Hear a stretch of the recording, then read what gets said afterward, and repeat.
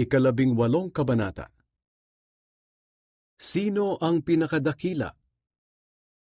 Nang oras ding iyon, lumapit kay Jesus ang mga tagasunod niya at nagtanong, "Sino po ba ang pinakadakila sa lahat ng kabilang sa kaharian ng Diyos?"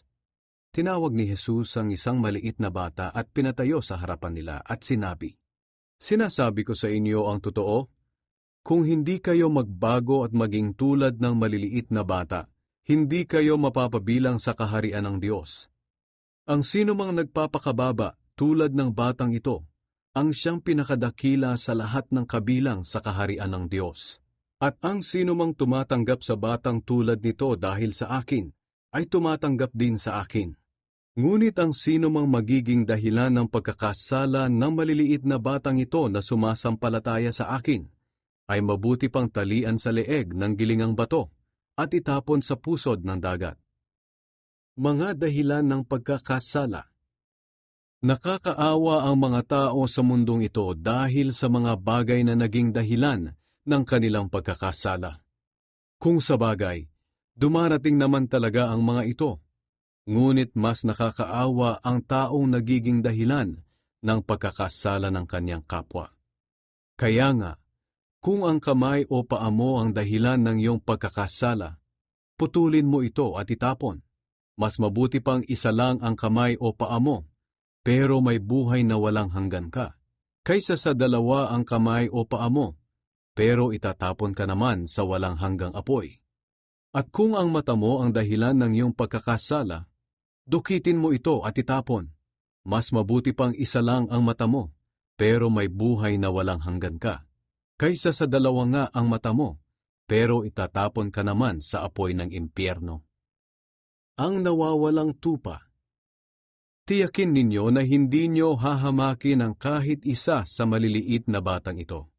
Dahil tandaan nyo, ang mga anghel na nagbabantay sa kanila ay laging nasa harapan ng aking Ama sa langit. Sapagkat ako na anak ng tao ay naparito sa mundo upang iligtas ang mga nawawala.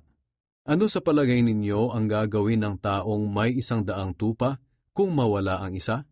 Hindi ba't iiwan niya ang 99 sa burol at hahanapin ang nawawala? At kapag nakita na niya ang nawalang tupa, mas matutuwa pa siya rito, kaysa sa 99 na hindi nawala. Ganito rin naman ang nararamdaman ng inyong Amang nasa langit. Ayaw niyang mawala ang kahit isa sa maliliit na batang ito. Kung magkasala ang isang kapatid.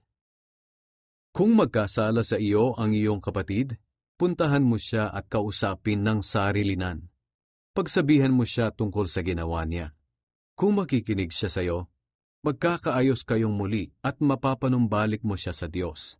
Pero kung ayaw niyang makinig sa iyo, magsama ka ng 1 o 2 pang kapatid sa pananampalataya, para ang lahat ng pag-uusapan ninyo ay mapapatotohanan ng 2 o 3 saksi, ayon sa kasulatan. Kung ayaw niyang makinig sa kanila, ipaalam ito sa iglesia. At kung pati sa iglesia ay ayaw niyang makinig, ituring ninyo siya bilang isang taong hindi kumikilala sa Diyos o isang maniningil ng buwis.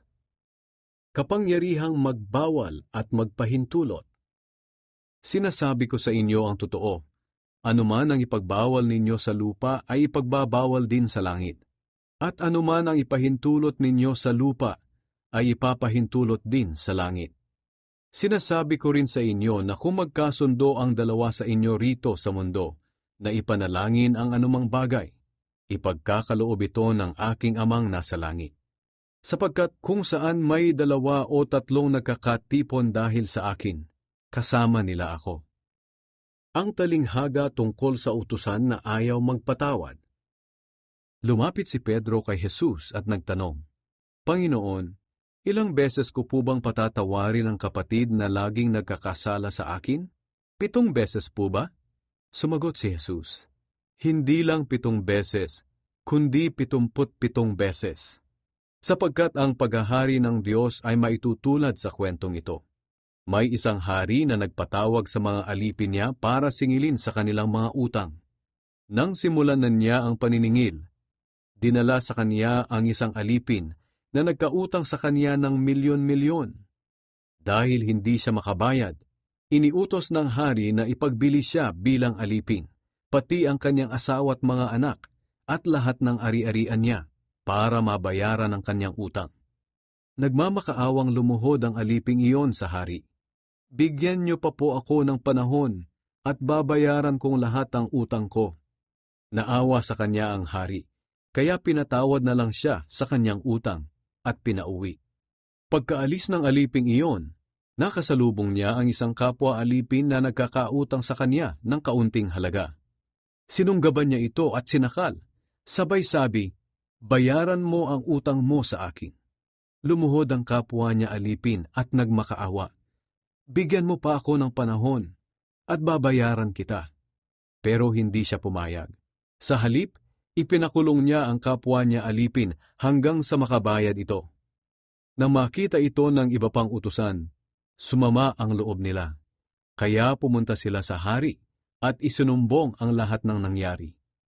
Ipinatawag ng hari ang alipin at sinabi sa kanya, "Napakasama mong utusan. Pinatawad kita sa utang mo dahil nagmamakaawa ka sa akin. Hindi ba dapat naawa ka rin sa kapwa mo alipin, gaya ng pagkaawa ko sa iyo?" Sa galit ng hari, ipinakulong niya ang alipin hanggang sa mabayaran nito ang lahat ng utang niya. At pagkatapos, sinabi ni Jesus sa kanila, "Ganyan din ang gagawin ng inyong amang nasa langit kung hindi kayo magpapatawad ng buong puso sa inyong kapwa."